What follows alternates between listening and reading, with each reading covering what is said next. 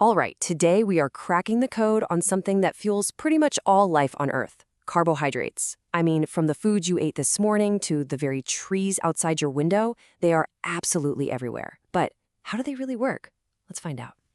So let's kick things off with a little puzzle. Bread, beans, and beetles. I know, it sounds like a weird setup for a joke, but what could they possibly have in common?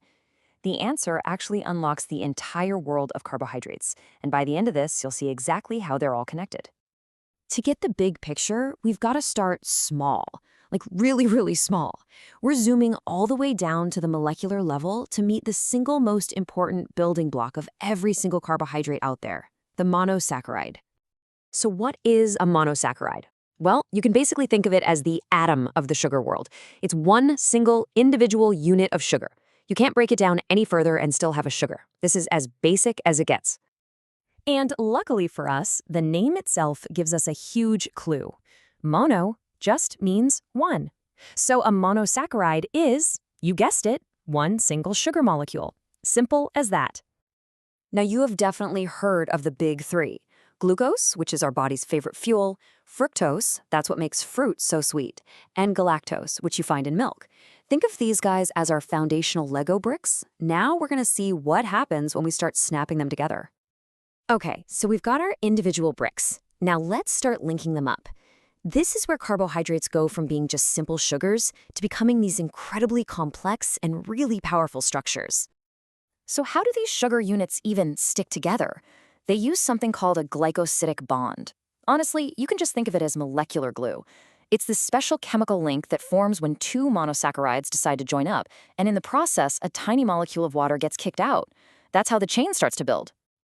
So when you use that molecular glue to link just two monosaccharides, you get what's called a disaccharide. And again, the name helps us out. Di means two. So for example, regular old table sugar, that's sucrose, it's just one glucose and one fructose bonded together. And the lactose in milk? That's just a glucose and a galactose holding hands. But nature doesn't just stop at two. Oh no. When you start linking hundreds or even thousands of these sugar units together, you create these massive, sprawling chains called polysaccharides. And I bet you can guess what poly means. Many. These are the real heavy hitters in the carb world. Okay, so we know what these molecules are and how they're built. But what's the point? What do they actually do? Now that we understand the blueprints, let's explore what their jobs are in the biological world. When you get down to it, these big polysaccharides have two main jobs. They either act like a pantry, storing up energy for later, or they act like scaffolding, providing physical strength and support. So on the storage team, we've got starch and glycogen. Plants pack away their extra energy as starch. Just think of a potato. A potato is basically a big bag of stored glucose. We animals do the same thing, but we call our storage unit glycogen, and we keep it right in our liver and muscles for when we need a quick energy boost. Now for the structural crew. We have cellulose, which is what gives plant cell walls their toughness. It's what makes wood so strong. And then there's this other cool one called chitin, which is the tough stuff that makes up the hard outer shells of insects. And just like that, we've solved our riddle. Bread has starch, beans have starch and cellulose, and beetles, well, they're built with chitin. So how in the world do you keep all that straight? Here's a super simple trick. Just think of these storage carbs, starch and glycogen, as being soft energy reserves. And these structural carbs, cellulose and chitin, are strong building materials. Soft for storage, strong for structure. See? Easy. Okay, we've covered their structure, we've covered their jobs. Now let's get into let's call them their personalities, the physical and chemical properties that really define how they act. Physically, there's a really clear difference. The little guys, the monosaccharides and disaccharides, they're usually sweet, and they dissolve really easily in water, like stirring sugar into your coffee.